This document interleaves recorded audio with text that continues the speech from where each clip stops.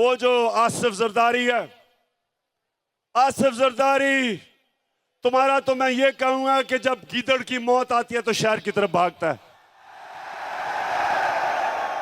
मैं इंशाल्लाह सिंध आ रहा हूं और मैं अपनी कौम के सामने वादा कर रहा हूं कि सिंध को मैंने आसिफ जरदारी से आजाद करवाना है। जो सिंध के लोगों के ऊपर ये जुल्म कर रहा है, आसिफ जरदारी, तुम और वो जो तुम्हारा बेटा है, तैयार हो जाओ, मैं आ रहा हूं सिंध। जो तुमने सिंध को लूटा है, लॉन्चों के अंदर जहाजों में भर भर के डॉलर्स तुमने दुबई भेजे हैं, मैं सब जानता हूं। तुमने जो पाकिस्तान से बाहर पैसा भेजा है, ये जो तुम आप आ गए ऊपर, मैंने तुम्हें कहा था कि मैं जब इक्तदार से निकलूंगा मैं ज्यादा खतरनाक बनूंगा तुम्हारे लिए। उधर तो मैं बंद था, ऑफिस में सारा दिन काम, वजन भी मेरा बढ़ गया, तो मैं तो इंतजार कर रहा था कि मैं अपनी आवाम के बीच में आऊं। और मैं अल्लाह का शुक्र अदा करता हूं कि जिस तरह मेरी आवाम मेरे साथ खड़ी हुई है, अल्लाह तेरा लाख लाख शुक्र है। आपको पता है पाकिस्तानियों, हिंदुस्तान ने क्या किया, जरा ये सुने गौर से। उन्होंने पाकिस्तान के खिलाफ प्रोपेगेंडा किया। उन्होंने 600 जाली उन्होंने मीडिया हाउसेस दुनिया में बनाए और पाकिस्तान के खिलाफ प्रोपेगेंडा किया। इसको EU डिसइंफॉर्मेशन लैब कहते हैं।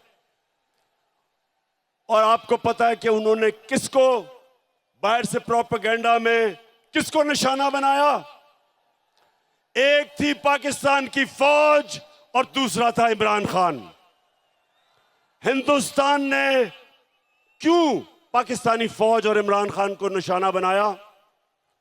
क्योंकि दो नौजवानों, गौर से सुन लो, आज पाकिस्तान को जो इकट्ठा रखेंगे, जो दुश्मनों की पूरी कोशिश है कि इस मुल्क के 3 टुकड़े किए जाएं, जो बलूचिस्तान में वो दहशतगर्दी करवा रहे हैं, उनका सिर्फ एक मकसद है कि पाकिस्तान को तोड़ा जाए। एक पाकिस्तान की फौज इस मुल्क को इकट्ठा रख रही है और दूसरा तहरीक इंसाफ, जो सारे पाकिस्तान की फेडरल पार्टी है, जो सारे पाकिस्तान की पार्टी है, और वो चाहते हैं इमरान खान और फौज के खिलाफ। इसलिए वो कैंपेन करते हैं कि उनको पता है कि इन दो के होते हुए पाकिस्तान नहीं टूटेगा। तहरीक इंसाफ वो वह जमात है जो 10 दिनों में पेशावर में भी तारीखी जलसा कर सकती है, मज़ार कायद कराची में भी तारीखी जलसा कर सकती है और मीनार पाकिस्तान को भी भर सकती है 10 दिनों के अंदर। और आज झेलम में भी तारीखी लोग इस तादाद में आए, एबटाबाद में भी आए और मियां वाले में भी आए। वो सिर्फ एक जमात कर सकती है, वो तहरीक इंसाफ है।